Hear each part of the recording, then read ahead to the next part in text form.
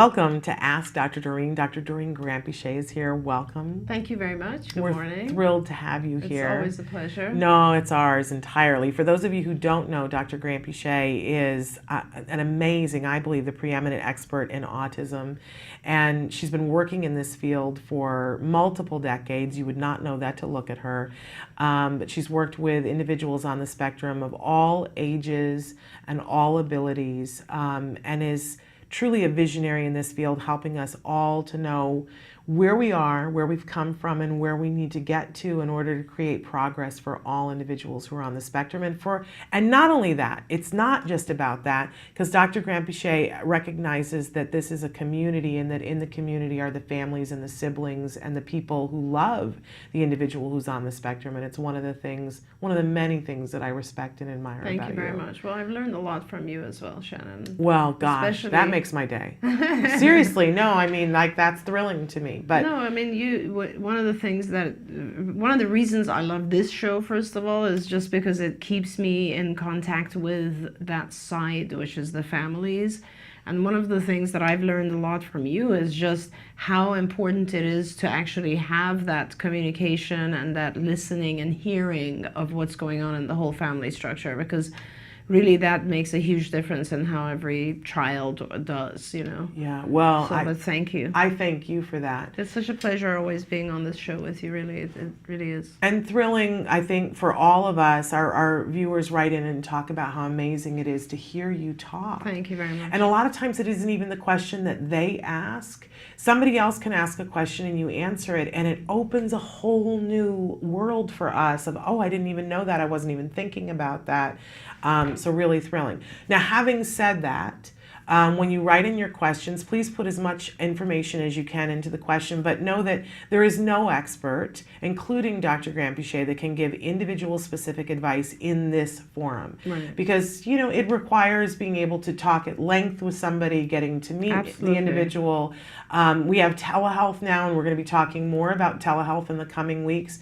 But even in telehealth, you get more of an opportunity to dig in with the individual and get to know very specific things. So this is not about individual specific advice, but in a way, you know, there's something so fabulous about this because we get a bigger picture. That's right. Of what all the possibilities are, which makes it easier for you then to look at your decision tree and say, where do I go next? Right. So I think that that's particularly thrilling about it, and we thank you for being here to do that. Thank you very for us. much. And enlightening us and empowering us. I love so. it. Okay, now we had a question last week that we didn't get to and that you specifically asked that we make sure that we get to it. So I put it at the top today. Right. Perfect. Hi, Shannon and Dr. Doreen. Thank you for the time and dedication to this amazing block. And I don't know whether they meant block of time or blog, but Sure. we love it. My child, age 4, newly diagnosed, is increasingly having problem behaviors. She just started special ed school. Her main behavior is tantruming, requesting me to carry her or just hold her.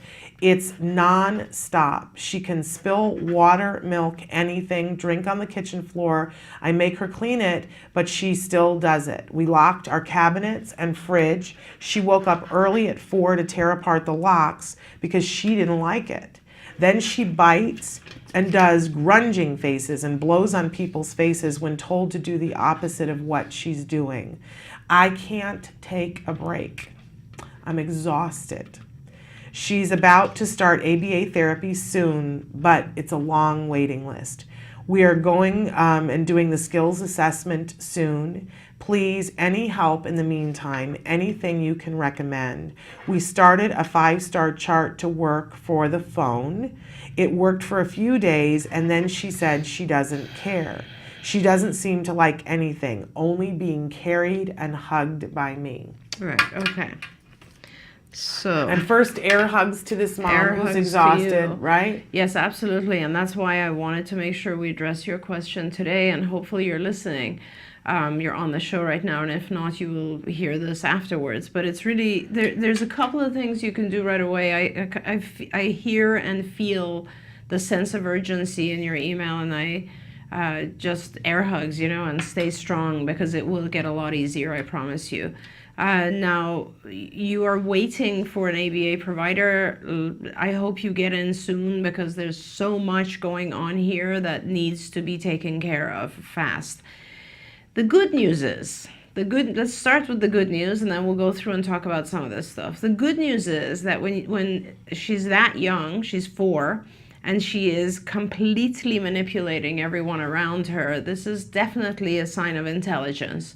So the happiness of this whole chaos, which you probably don't feel right now, but let me tell you, is that she's intelligent, and she's learned to use her intelligence to manipulate people around her. That's a good thing. I would always much prefer to have a very intelligent, manipulative child than a child who doesn't care and is very lethargic. So you are in good shape. And all she's doing, and this is what I often tell parents, and it's hard to remember this, but when you have any kind of inappropriate or non-adaptive, maladaptive behavior, like a lot of the ones that you list here, and we're going to talk about them, this is just a form of communication. She has learned that having these challenging behaviors are more effective than communicating. Now, did we even hear anything about whether or not she vocalizes? I don't think so. I don't think so. So it doesn't look like she vocalizes, which is another reason that you should get into very intensive therapy. Please, she's 4 years old. Please find a provider who will do 40 hours of therapy per week. Don't do 5, 10, 20, do 40 hours of therapy a week. This is the type of child that will benefit massively from intensive therapy. It's very important. If she's not vocalizing, she's trying to communicate through all of these things. When she, for instance, spills water or milk, she most likely is saying, if she could vocalize, instead of spilling water or milk or anything else, she'd probably say, I'm bored. Can somebody come attend to me? Can somebody come play with me, do something? If she is picking apart the locks, is probably because she wants something and she's not able to vocalize what it is she wants. So she figures, hey, I'll tantrum, scream, freak out, pick apart the locks, try to get in there and get whatever I need. She's trying to take care of her own needs.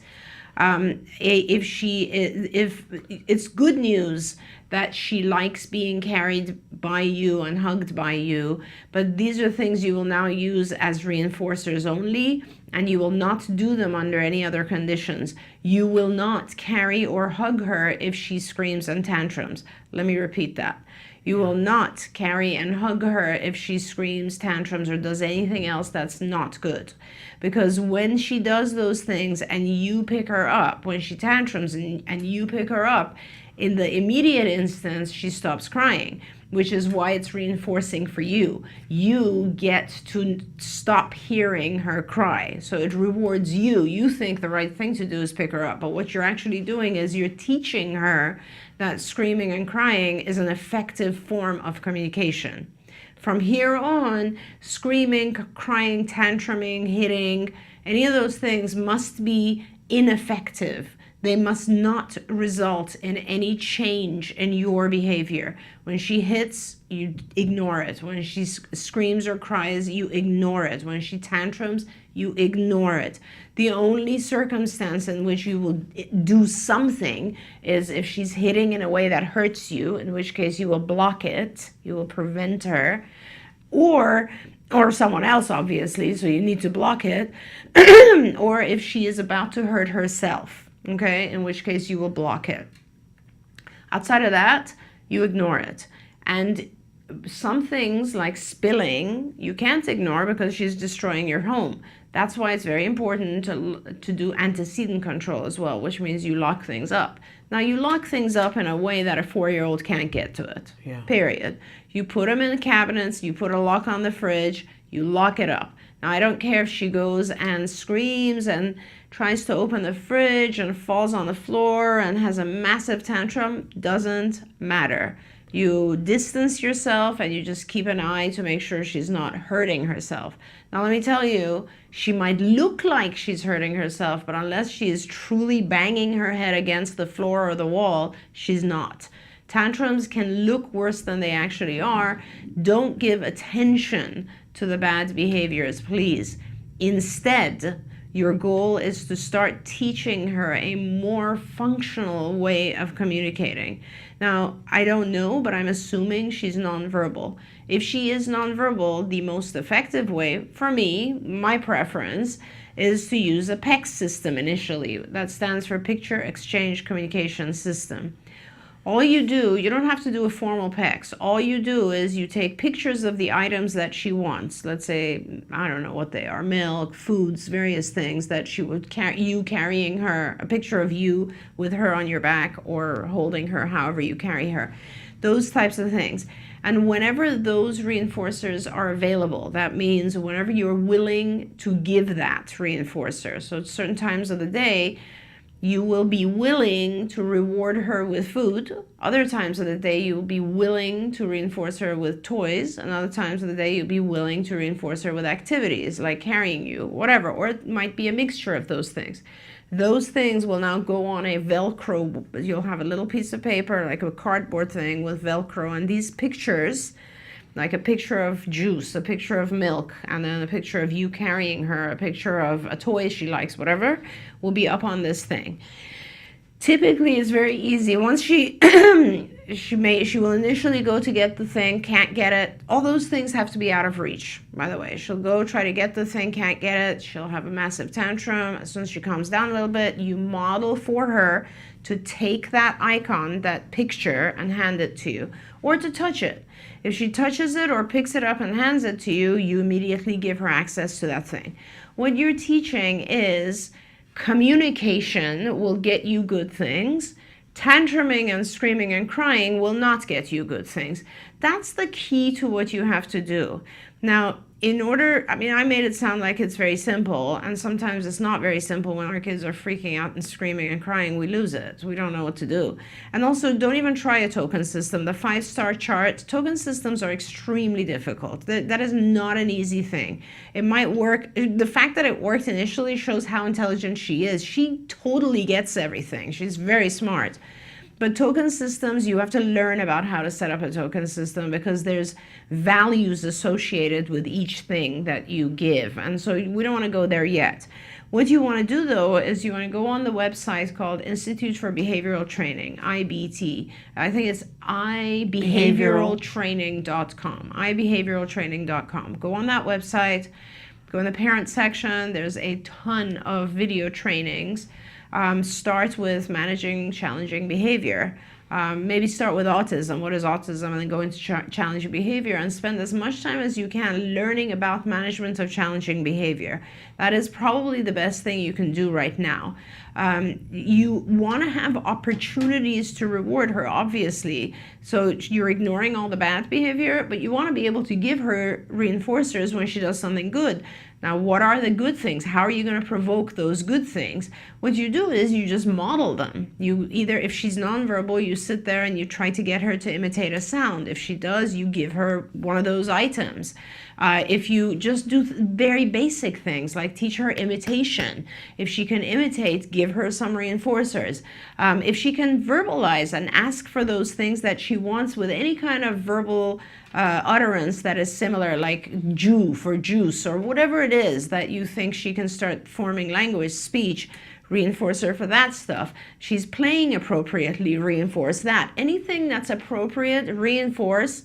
If you want to model it, even shape it, hold her hand and physically help her do the appropriate things, reinforce them, and do not reinforce the stuff that is problematic. And IBT website will give you a lot more training, just all kinds of training. And I think that's what you need. That'll empower you as a parent until you get your ABA program in place. You can definitely make an impact. There's no question. You can definitely change things on your own, but it's going to get a lot easier once you have a team of people also doing the same thing. Absolutely. And I just want to say too, there are so many parts of this that when my son was 2, 2.5, and 3, the beginning, because we started ABA at 3, right around his 3rd birthday. but this reminds me of him. Yes. He was somebody who spilled constantly, and he had a maneuver that we classified as the swipe. We're working on swiping, because when he didn't get what he wanted or attention, didn't matter what it was or where we were, he had this thing that he would do with his arm, and he would take everything off of this table. So it could be everything off of a shelf in a grocery store, it could be everything off of the dining room table, and then he would stand there and laugh while my husband and I frantically tried to pick things up. Yeah. It was great entertainment for him. Right. When he would swipe, because we would get this look, and then we'd be, yelling and picking things up, and that was good theater for him. Yep. So I just want to let you know, from a parent who's been through that and thought, we'll never be okay. This could never be okay. And that something was wrong with us, and that something was wrong with him, and everything was just so askew. And I want you to know how okay it can get. It really can. And yes, it means you got to take. I can't even imagine Jem being that child. I know, that's right? What I'm saying. Like, he's I know. such a peaceful and lovely guy right now. Yeah, and Mr. Tall Skinny Buddha, but and this is the child who comes to you and says, "Mom, I think you need to take some time and calm down," or something like that. He's like, you haven't had enough rest and you haven't eaten anything, so maybe you should count to 10 and eat something before you say something that you don't want to say. Yeah, that's how okay it can be. Yes. And so I want to give you that hope, because I know what it's like to be so exhausted and feel like it's so off the rails. It can never be okay. It can be okay. You're going to have to walk the steps, and it's not going to be okay on the first day, but you're going to start to get glimmers of how okay it can be, and hang on to that. Whenever you feel that okay, that possibility and that hope, hang on to that, right? And know that we're here to hold your hand while, until that happens. It is going to mean that you're going to have to change some things.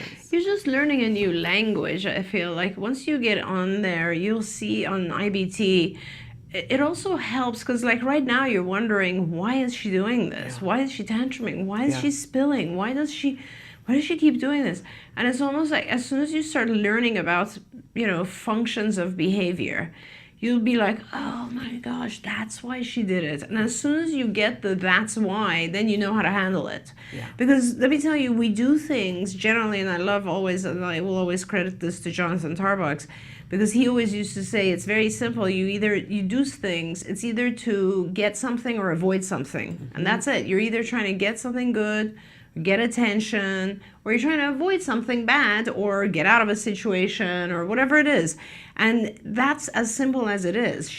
And it's different things. Like, she'll do a behavior because she wants you to carry her. She'll do a behavior because she's bored and she wants attention. She'll do a behavior because she wants a certain thing and she doesn't have access to it. They're all different functions, and you deal with them differently. When you learn these things from IBT, life will become so much easier, and hopefully you'll get a very good ABA provider who will also model these things and show them to you, and then you'll just be like, okay, I get it. This is how to play it. And it's like all of a sudden you're speaking that language now, and everything falls into place. It is like putting on a different pair of glasses and seeing the world in an entirely different way. And just so you know, the whole blocking things and making sure that things are in a place where they can't get them, I mean, it seems overwhelming when you're exhausted and haven't had any rest and your child is constantly touching you. But one of the things they made us do very early on was they put a baby gate on the kitchen. So he could not, like, we had a lock and a heavy-duty Velcro strip so that he couldn't get in the refrigerator, because he would go in and swipe everything off the shelves, and it would be hours me cleaning it up. So we had all of that on, but then it was the argument at the refrigerator while I was trying to cook.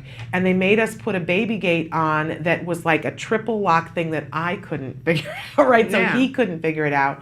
And for a while we had sippy cups that locked tight so that he couldn't get it undone. Right. I mean, we went to extreme measures so that he couldn't get that paycheck. That's right. And so there are ways that you can do it. And I personally have done it. And I can tell you, because now that I think about it, all of his challenging behavior centered around the kitchen, because it was the hub of our house, right? That was the floor that he would go in and hit his head on the floor whenever I would ask him to do something.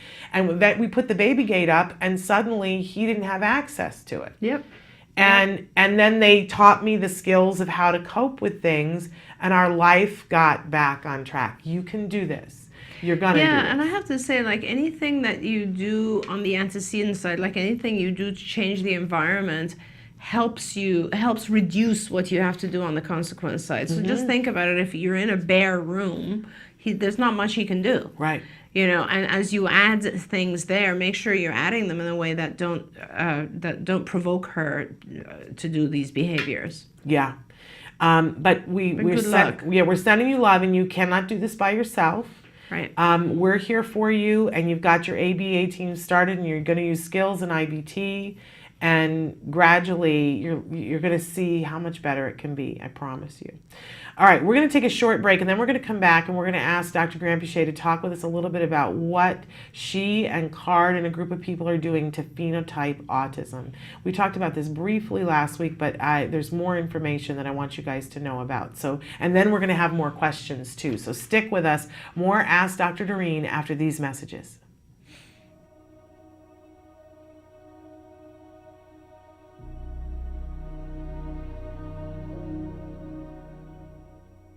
Hello, fellow activists.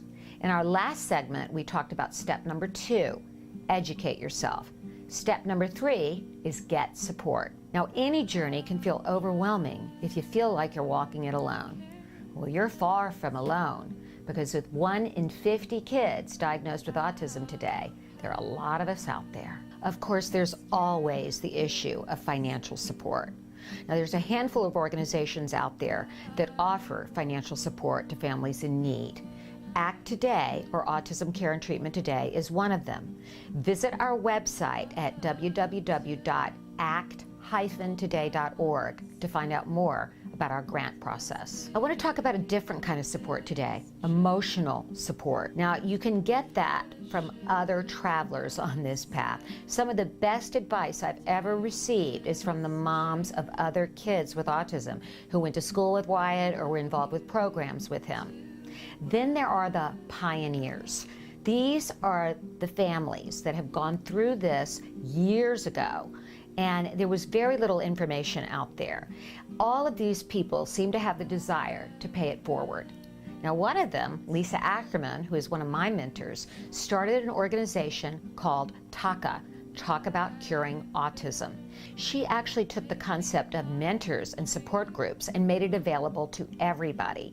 You can go to their website, talkaboutcuringautism.org, to find out more. During the first and most difficult year after Wyatt's diagnosis, I wrote an email to close family and friends, letting them know what was going on and the challenges our family was facing, and why we dropped out of sight. I was amazed at the outpouring of love and affection and all the help I received from that email. First, you have to be vulnerable. You can't be afraid to ask. Try this out. Could you cook me a meal? Are you going to the market? Can you pick me up a few things? Could your kids play with my kid and make them feel included? Or can you come over and clean my house? Well, maybe not that last one, except with your best friend. And maybe the best support of all is having someone that listens, and that doesn't cost a dime. So until next time, surround yourself with the loving kindness of others and keep the faith.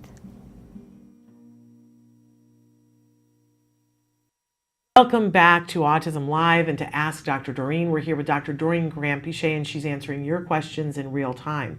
But I wanted to take just a short time out to talk a little bit about phenotyping autism and what you're doing to phenotype autism, because as excited as I get when we talk about our kiddos and what's happening and how we're helping them, I love hearing about how we're going to get to the next level. Yeah. And this is so, so this goes really far back, so bear with me. I'll give a synopsis, but kind of the history of this for me is like learning early on that this is, it starts all the way back to like the 80s when we were doing recovering kids, and we still are. And then the question for me becomes, why is it that we're only recovering certain kids and not all the kids? I mean, we know ABA works. Why doesn't it work equally for a lot of the kids? And so how are they different? And even, I have to say, even when I was at UCLA with Lovas, we developed this questionnaire it was called the Early Learning Questionnaire, and it was intended to identify the kids that were recovery kids. Okay. It never really took off that much. It still exists, and I highly respect this questionnaire because it actually has studies behind it showing validity. But the main thing was, and then later, of course, we had the definition of the diagnosis of autism has changed so many times, it's ridiculous. This last one in DSM-5, one of the reasons, as you know, I was one of the first people that was like, this is good, I like this. But the reason I like it is that it just calls it ASD. It's a spectrum, and it shows that there's all these variations. Instead of trying to say, oh, Asperger's is very different from autism, is very different from PDD, is very different from all this. Now we're looking at this spectrum and we're saying, okay, we know there's a whole bunch of kids in here that are all very different from each other, but we don't really know how they're different yet. Mm-hmm. So we just know that some need more support. That's really it. Like, some need more support, and that's the severity levels in the diagnosis now. So for me, I look at then I have all these new kids starting, right, throughout the years. And I start a new kid, and within probably the first session or two, I identified this is this type of kid. Yeah. This is a visual learning kid. So it's like, that's why he hasn't developed any speech or language, because he's a visual learner. And I've checked his hearing and everything, but his visual input is just, his processing visually is just stronger than his auditory processing. So I'm going to go that route first so that I can get him communicating, and then I'll start working on the auditory processing. Or this is a child who, just absolutely has some sort of visual input issue. Or this is a child who's extremely sensory and needs these sensory types of what we call a sensory diet intermittently. Or this is a really highly, like the child we just talked about, that's a specific type of child that's highly intelligent. And usually with children like that, these are smart kids who early on had very diminished sensory input for some reason. Like at years 1, 2, and 3, I wonder, and if that parent is listening, this is the kind of stuff that I wonder if this child that we just talked about earlier had a lot of ear infections, or had something going on in their first couple of years of life where their input was disturbed, disrupted by that other thing. Now they're acting like just a very close to a typical child who never learned the basis of language. So it's kind of like that's a type of child. So when I see these children, then I know immediately how to treat them, right? And things go faster. Sometimes I'll have a child, now we have like 2,000, 3,000 kids at CARD, so a supervisor might sometimes get stuck and they'll bring their child to me. Those are the children I see. And I don't have my own caseload, I have 1 or 2, but my main role at CARD is to see children who have plateaued for some reason, whether it's at the beginning or somewhere in the middle of the program. And then I sit and try to get a sense of the child and figure out what type of child and what are we doing, what should we do differently? And then sometimes I'm successful in doing that and things pick up. Yeah. So that all comes down to what is identifying as fast as possible the subtype. Right. Because as soon as you find the subtype, like this subtype, I know this subtype, so I know how to deal with this child. I know the visual subtype, so I know how to deal with that child. So why aren't we spending more time determining what these subtypes are, right? It would make everything more efficient. Oh my gosh. So like, instead of wasting a year of time with a child where we're trying to give them auditory instruction, we would immediately go to visual instruction, format back to auditory, do this blah blah blah, and get them there faster. Or even, there's subtypes based on the medical, biochemical. There's some children who have significant yeast issues. There are some children who are just extremely lethargic biochemically. There are some children who are extremely hyperactive. I mean, all of these matter, right? Because like, how many things, this Jem is a great example, how many things did you have to go through biochemically or otherwise that some didn't work? Some worked and some didn't work, right? Yeah, we're still working it out. There you go. Some things that didn't work for him work for other kids. Yes. All in this spectrum. So the sooner we can identify these subtypes or phenotypes, the better our treatments will become. It'll become much more efficient. Every new child that comes in, we will identify the biomarkers of that child.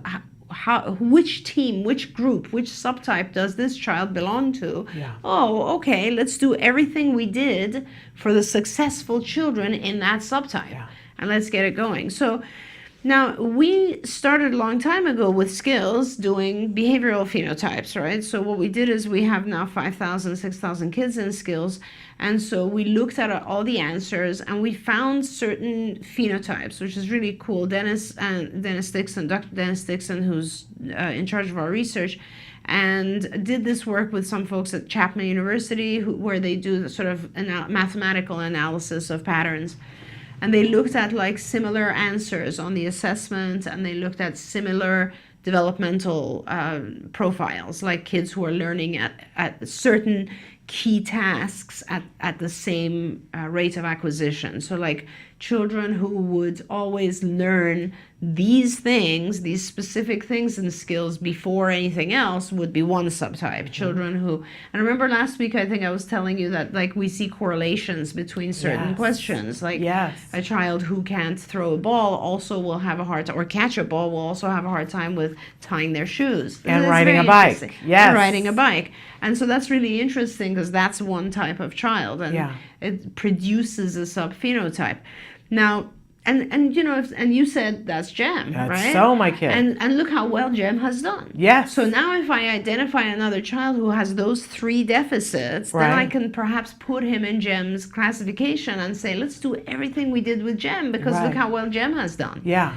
And so making sure that we identify these subtypes is really important. Now, behavioral subtypes is one thing, but then there's other things that help differentiate. So as you know, today I announced we've just recently started a genetic study, and we are doing buccal swabs from our kids, and we're just analyzing their DNA profiles to see what subtypes they fall into genetically. Yes.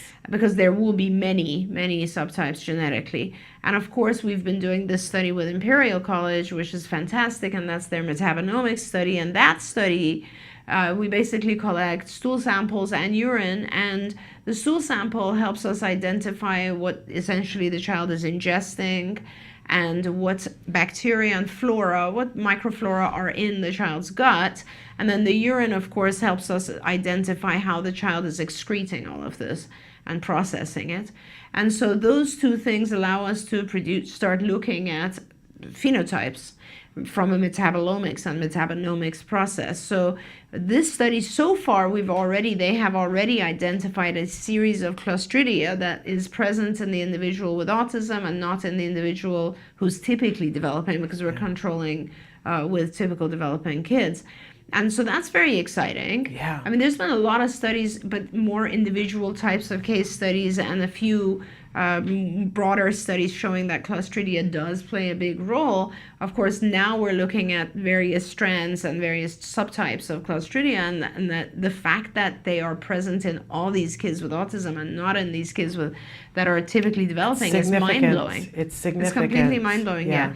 So I'm really, really excited, and that's just the first subsection of 60 kids, and of course our goal with this study is 600 children, so it's going to be a pretty impressive study. And that's why we really encourage any viewers who have children on the spectrum. You do not have to be a card child, or if you would like to contribute your typically developing child's stool and urine, it's not that difficult. It doesn't take many sessions. It's just a couple, I think 2 or 3. I think it's two for the beginning, and then you can sign up for more if you want to, but two would be the thing that they want people to do. Right, and it's incredibly helpful to this incredible study. So, and of course, if we end up identifying a series of behavioral subtypes, genetic subtypes, and metabonomic subtypes, great.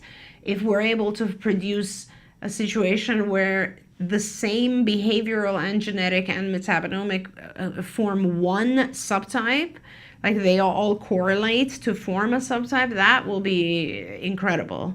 And so we are really anxious. And I mean, this is not a study that's going to be done this year. It'll be finished probably sometime next year. In the meantime, we have time to catch up with all the genetic testing that we're doing. But honestly, if we're able to produce these phenotypes, and if we can produce any phenotype, even one or two, that is coherent in its all areas, genetic, metatonomic, and behavioral, I mean, we have done, that's all I want to do. I'll retire, I'll be done. I mean, that is all I want to do, because we will have made a massive impact in this field. And so many more children will benefit so much more rapidly. And that's what this is about. My concern, Shannon, is, you know this, is that I'm always worried because, you know, funding comes in cycles, right? I mean, I've been through the fourth cycle, I guess, of this, where it was like private funding. Then we had school district funding, and then the school districts got stronger and realized we don't want to fund this. Right. And regional center, you know, developmental disabilities, Department of Developmental Disabilities carried it for a while, and then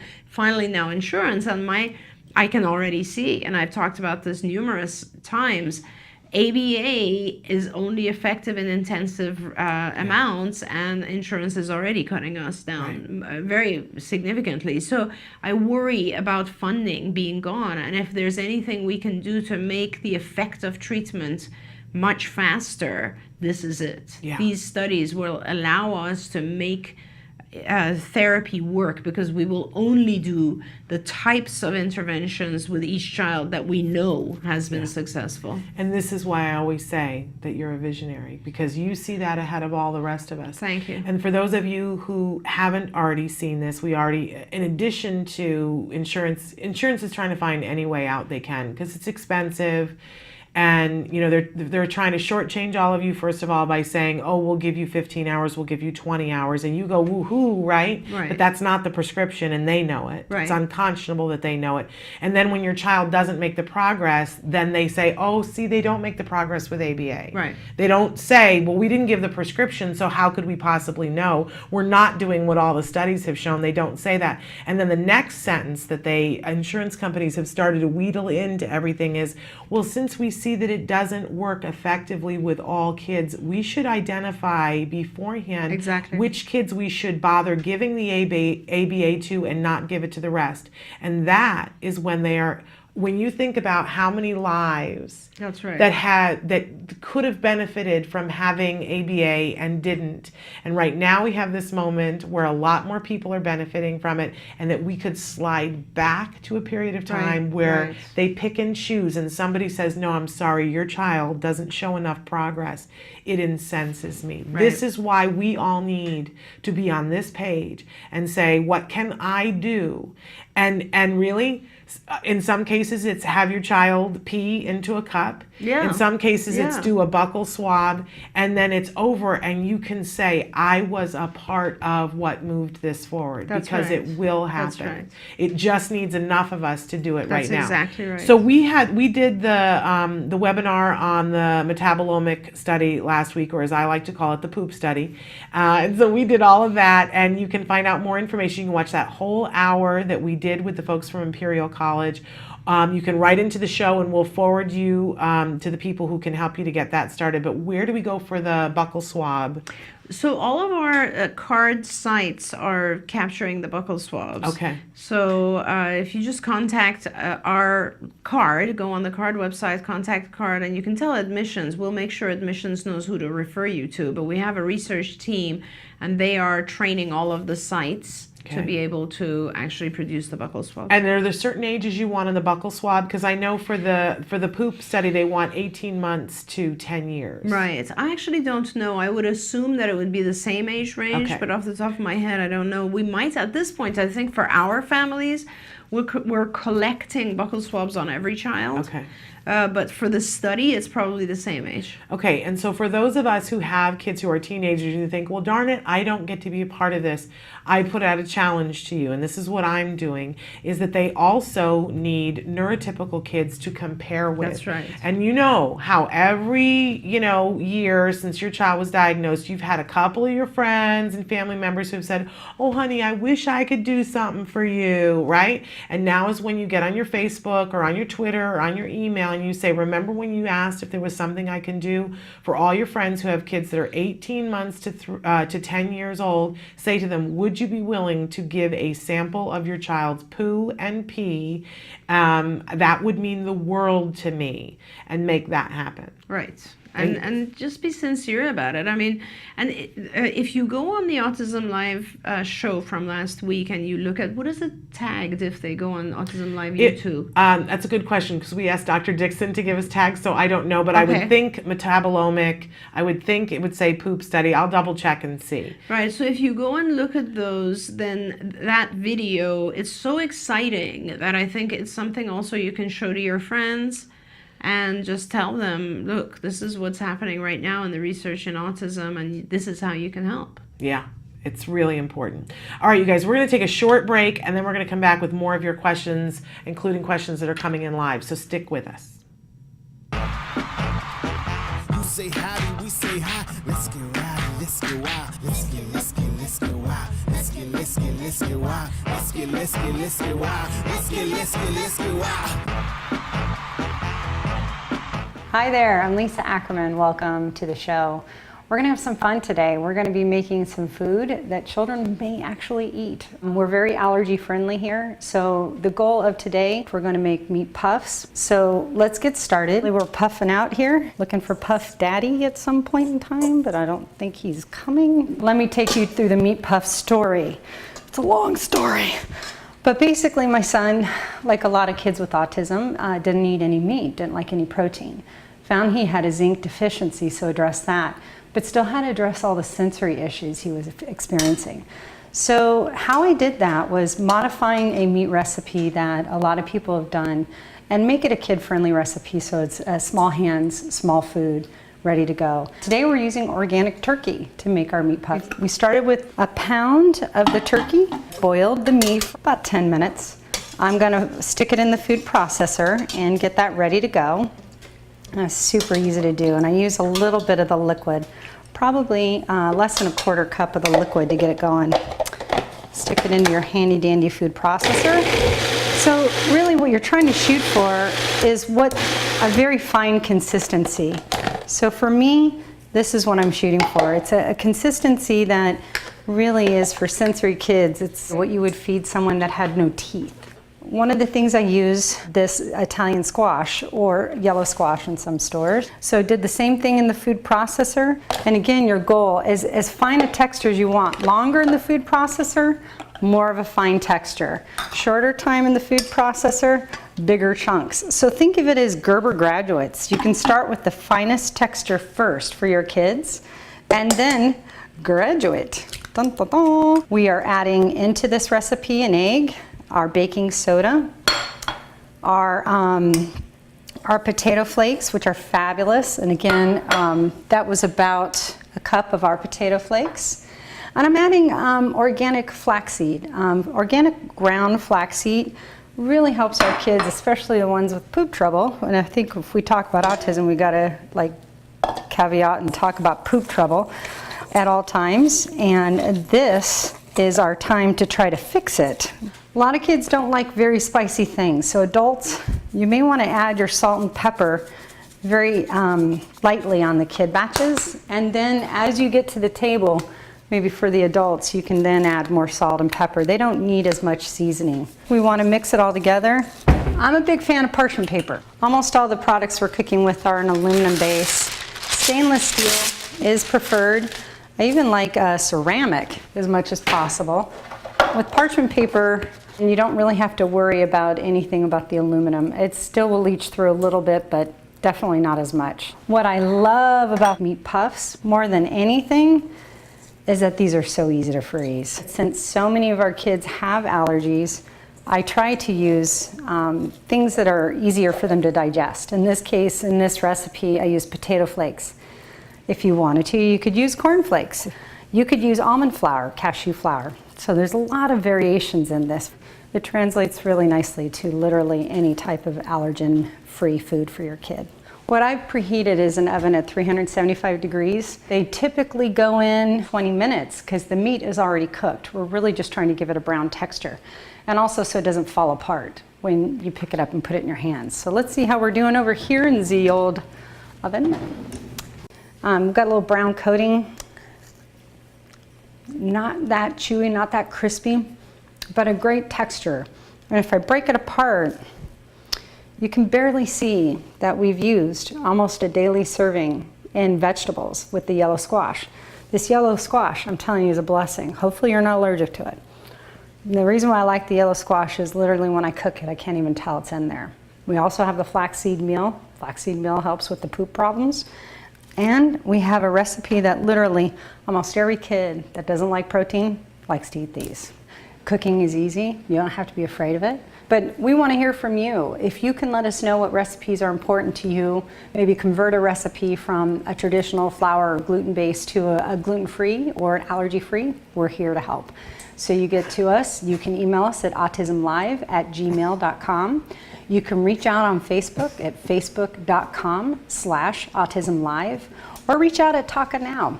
And that way you can see there are already thousands of recipes available with pictures. Maybe we have some old favorites on there. So I know you're having a great day. I had a lot of fun cooking with you in the kitchen, but I'll tell you before we end, I gotta have more meat puffs. Have a great day. You say howdy, we say hi. Let's get rowdy, let's get wild. Let's get wild. Welcome back to Autism Live and Ask Dr. Doreen. And we have a question that I wanted to take last week that we Yes. didn't get to, and then I've got one live too. Hello, Shannon and Dr. G. My son writes in the air constantly. He loves to write down whatever is going on in his head, so we go through notebooks quickly. Well, when we are in public or when he is walking around, he still writes in the air. Not sure what I can do to curb this habit, and thanks in advance for your input. Yeah, so I was just wondering if he actually writes down accurately what's in his. In other words, is he producing words or is he just writing alphabet? That kind of helps me actually give you some more guidance. But for now, so I've had children who do this, and this is another. Here you go with phenotypes. Yes. This is another phenotype. Yes. And I like this phenotype very much because these are children who are usually hyperlexic, which means they have a very strong propensity to learn reading, writing, and they just love it. So, these are kids who are usually these are kids who are superior intelligence. So we're not talking they're really smart kids. We're talking these are kids who have exceptional intelligence in one area or another, and it's usually has to do with measurement, let's say numbers, organization, planning, that sort of thing. So engineering, computer science, this is the kind of future we're talking about, and really gifted kids.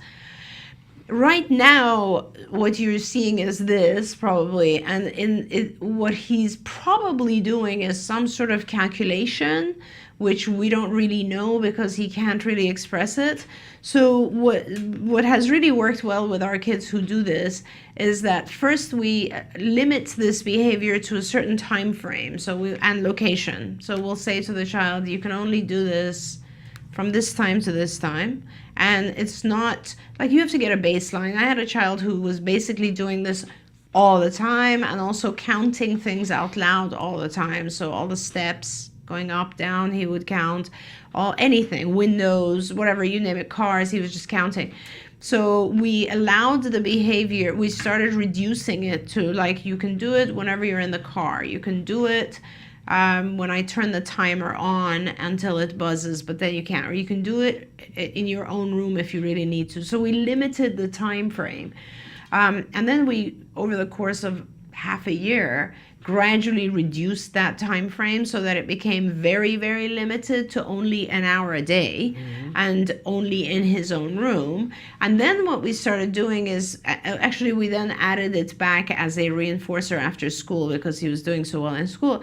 But what we did is we then got him Sudoku books, and we started teaching him how to do Sudoku. And of course, he was brilliant at Sudoku, and he just rapidly does that.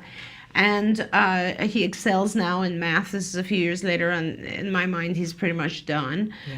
He still likes to. He totally.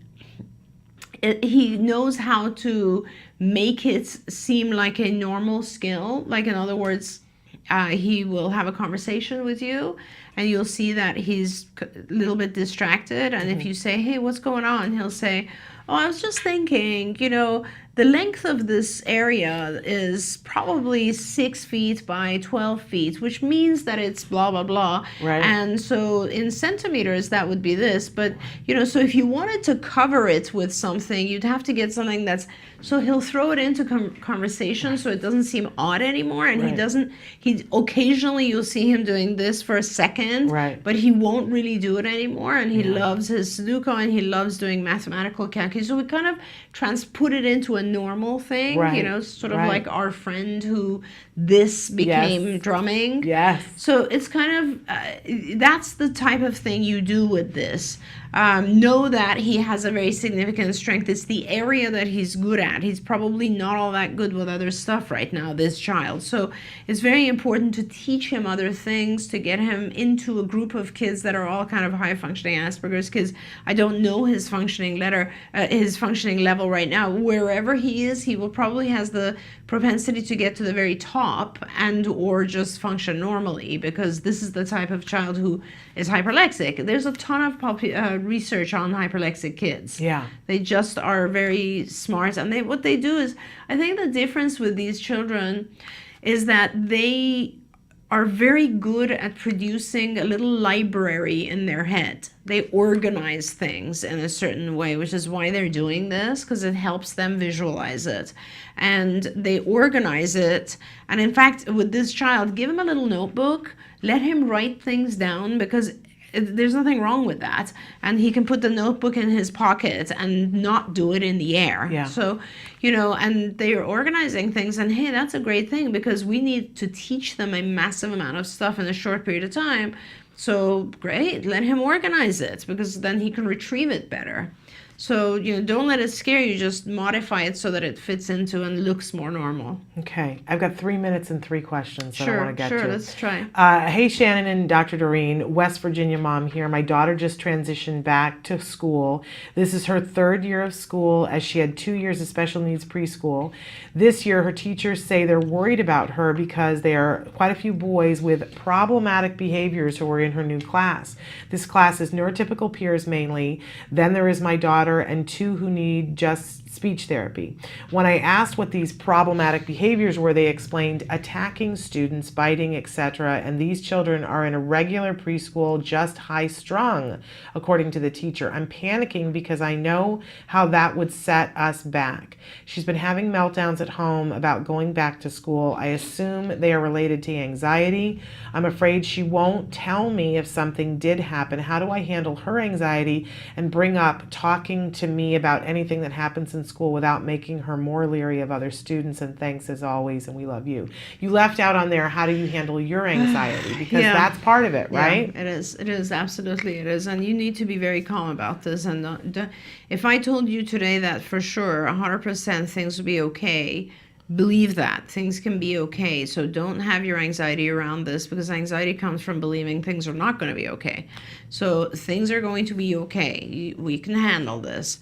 So, first thing is you need to make sure that she gets into the habit of telling you what's going on during the day. That's pretty important. So let's focus on that. And her anxiety will probably go down. There's a lot of things you can do.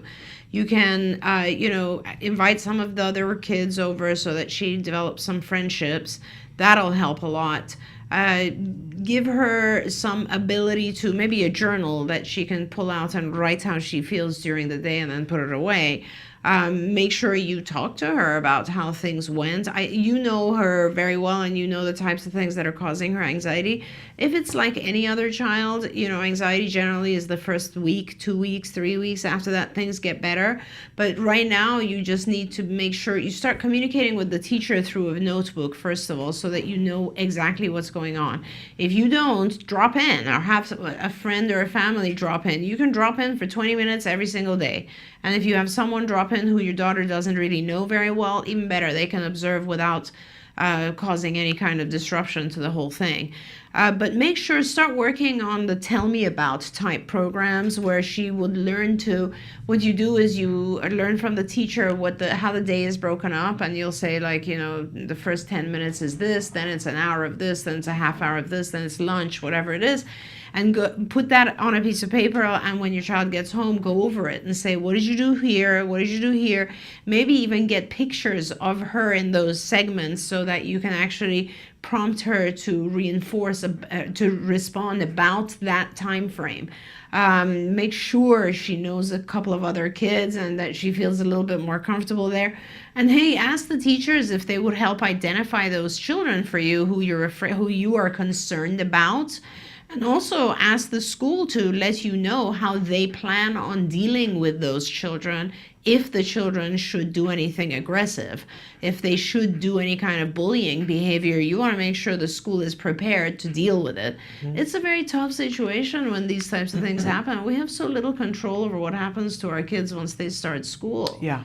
And it's really all about having at least one friend who will protect you or watch over you, and also kind of just having one other person with you gives you strength. I once went to a webinar really quickly that it said how to prevent our children from being sexually assaulted or molested. Right? And it pained me to do it, but I was like, I need to go to this webinar. Got to the webinar, and the doctor who was doing it said, look, here's the thing. It's almost impossible in some instances to keep our kids safe because right. There's so many things that happen. And she said, so I kind of tricked you into being here, but what we're going to do is talk about how to deal with it when it happens and how to teach your kid to be a good reporter so that we can get some of these people reported against and it can cease happening. Right. And then it ended up being this really great webinar about how to front load our kids with all the things that they need to do to protect themselves, including how to tell them if somebody is molesting them, what to be doing while it's happening so that they survive it and survive it well. Jeez. And it's it's unthinkable, right? Except that I really want to have that doctor on the show and do it here on the show because it benefited us so greatly. Right. And the conversations that I've been able to have with Jem outside of an incident, so sometimes when I know that there's somebody whose behavior is questionable, that for instance, I would have a thing with Jem where I would say, hey, what would you do if you were someplace, and I would start with something else. What would you do if you were someplace and somebody hit you? Yeah. What would you do, and who would you tell, and how would you behave? And then what would you do if somebody bit you? Really important stuff. Right? Absolutely. And so what would we do? Like, is it okay for somebody to bite you? Right. And if you're someplace and somebody is biting you, one of the things I told him is to very loudly say, hey, it is not okay to bite me. Right. Because then the teacher hears that you're not tattling, but hey, it's not okay to bite me. Right. But I don't say if Jeffrey comes up to you and bites you, right? Right. But, so those kinds of things, it's tough. Preparing your child. Yes. Yeah, absolutely. So find out exactly what is expected of these children and find so that you could teach your child. Thanks for bringing that up, Shannon. Absolutely. Your child needs to know how to identify any kind of attack. Right. Abuse. I mean, I don't know. Aggressive kids generally are bullies more than, there's less likelihood of any kind of sexual content here, but it's much more bullying. Yes. And so if it is bullying, please teach your child all the different types of bullying and what they are. Yep. And give her ways to make noise about them. Go tell the teacher, do something so that stops. Yeah. And, take it seriously. Don't be afraid of it. You're well within your rights. And as long as your child can identify them and, you know, as Shannon said, that's a great idea. You don't even have to worry about her telling you about it if she actually says it loudly, screams, tells the teacher, has some way of dealing with it right then and there. Yeah, Very and important We're past stuff. time, but really quickly, I know this is a quick one for you. Sure. Hello, Shannon. Our son is currently a card client, and we don't feel he's being challenged by his case supervisor. We've expressed concern, but so far no adjustments have been made. Please tell us what we should do. This is our son's last full-time year, and we want him to thrive. What do you recommend? So I would say if you should just get in touch with me somehow. Let me know who you are and who the case supervisor is, and we can always have you come in for a visit to see me if you're nearby, and if not, I can take a look at his program or our clinical director Evelyn Kong. That's what she does. She'll take a look at your program, make some suggestions to the supervisor, and it's nothing you should be worried about. You should just let us know and we'll look at it. You always have the ability to have a second set of eyes, look Absolutely. at things. We Card have a whole thrives on department. that. Yeah, Yep. we have a whole department called clinical quality assurance, and that's what the department is for. Absolutely. Before we leave, you Yes. should read the.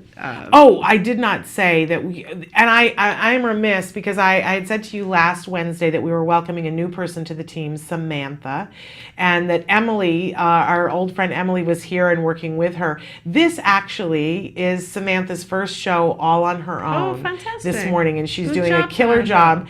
And Samantha's mom wrote in and said, "Thank you for being so supportive to my daughter on her first broadcast." And so Samantha is the best. We're just loving her, and thank you for having such a wonderful, fabulous daughter. And she's a recent Chapman graduate, so It's it's like wonderful. Chapman Day. Very nice. Here every day now. So thanks to Samantha's mom, and thanks to Samantha. You're killing it, Samantha. You're doing such a good job. And thank you, Dr. Granpichet, Always a for staying pleasure. late. I Thank you. apologize No for problem. the meeting that I made you late for.